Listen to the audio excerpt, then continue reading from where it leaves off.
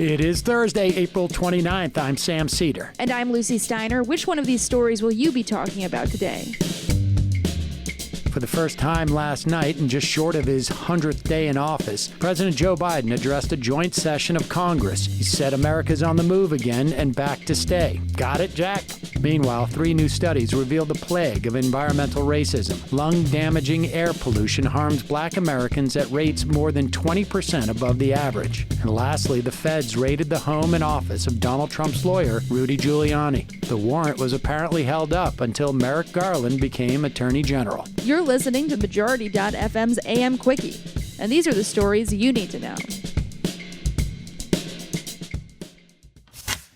It's a wonk's delight. The Biden administration yesterday detailed a $1.8 trillion policy plan to expand access to education, reduce the cost of childcare, and support women in the workforce, according to the New York Times. The American Families Plan, as the White House calls it, includes $1 trillion in new spending and $800 billion in tax credits, much of which is aimed at expanding access to education and childcare. The package includes financing for universal prekindergarten, a federal paid leave program, efforts to make childcare more affordable, free community college for all, aid for students at colleges that historically serve non-white communities, expanded subsidies under the Affordable Care Act, and an extension of new federal efforts to fight poverty. It's to be financed by additional taxes on high earners. Biden presented the details to a joint session of Congress last night. Biden spoke to a House chamber that was sparsely populated but fully masked. He listed some accomplishments from his first 100 days, including progress against the pandemic and campaigns against hunger, opioid addiction, and child poverty. He laid out what his plans could yet accomplish, such as creating jobs to replace hazardous lead pipes and providing child care and elder care for hundreds of thousands of families. And he pushed back against skepticism that democracies can't compete against autocracies in the 21st century by showing what government can do to meet people's needs. He praised labor unions and criticized greedy CEOs. Biden said, quote, "Trickle-down economics has never worked, and it's time to grow the economy from the bottom and the middle out," end quote.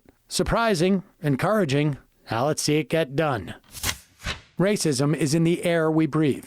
Nearly every source of the nation's most pervasive and deadly air pollutant disproportionately affects Americans of color, regardless of their location or income level, this according to the Washington Post. The news comes from a study published yesterday in the journal Science Advances, authored by researchers from 5 universities. The analysis of fine particle matter, which includes soot, shows how decisions made decades ago about where to build highways and industrial plants continue to harm the health of Black, Latino, and Asian Americans today. Particles studied have diameters of no more than 2.5 micrometers, 1/30th the width of a human hair, and can become embedded in the lungs. Known as particulate matter 2.5, they account for up to 200,000 premature U.S. deaths each year. The Post says the new paper, coupled with 2 other analyses also released yesterday, bolsters the argument that environmental advocates have made for years that Black, Latino, Asian, and Native Americans bear a heavier burden. And this growing body of research is showing the full scope of the problem.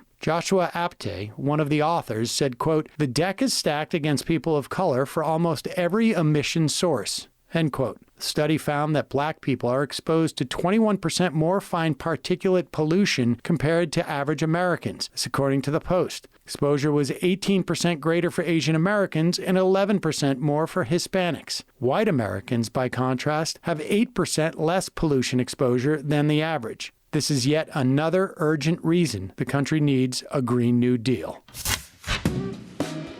Majority.fm's AM Quickie is fueled by JustCoffee.coop. Just Coffee is a worker-owned coffee roaster based in Madison, Wisconsin that has sponsored the Majority Report for nearly a decade. Check out their collection of fair trade roasts, including our own Majority Report blend. And regardless of what you order, receive 10% off your order when you use the code MAJORITY at checkout. And all shipping is free. That's coupon code MAJORITY at JustCoffee.coop.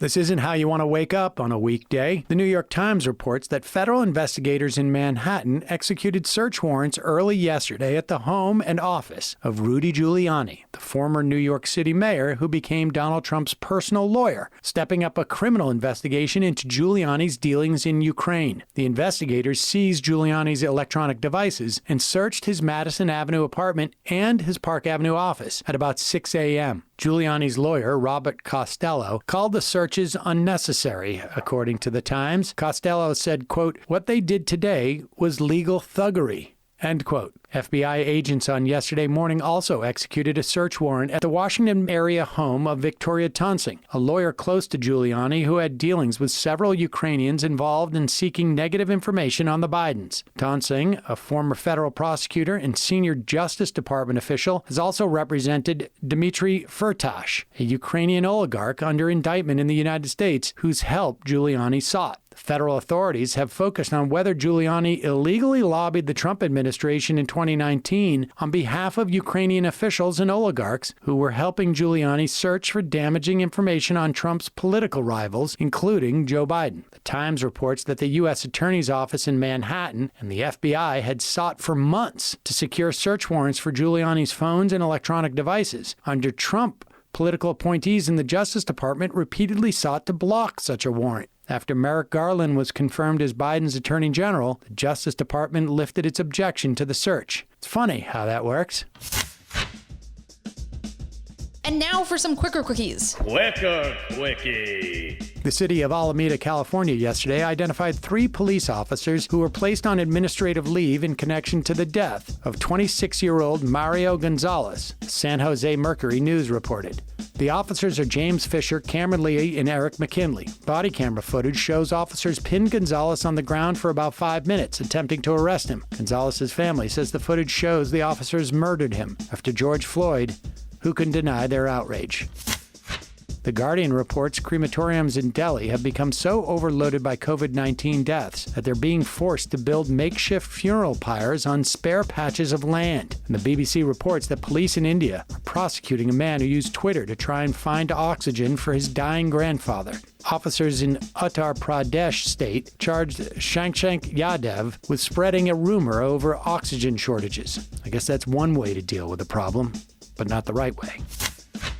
Connecticut will no longer allow a religious exemption from childhood immunization requirements for schools, colleges, and daycare facilities, this according to the AP. It becomes the 6th state to end that policy under California, New York, West Virginia, Mississippi, and Maine. More than 2,000 opponents rallied outside the state capitol building, arguing the legislation infringes on their religious liberties and parental rights. Ah yes, the God-given right to let your children contract preventable illnesses and, of course, infect others.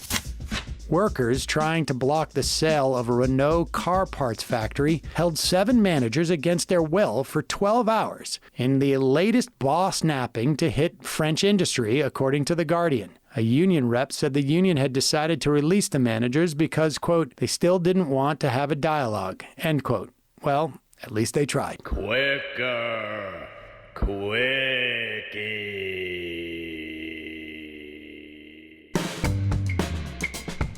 That's all for the AM Quickie today. Join us live this afternoon at noon for the Majority Report or later as a podcast. We'll be talking to David Dane about the first 100 days of the Biden administration and maybe the next 100 days.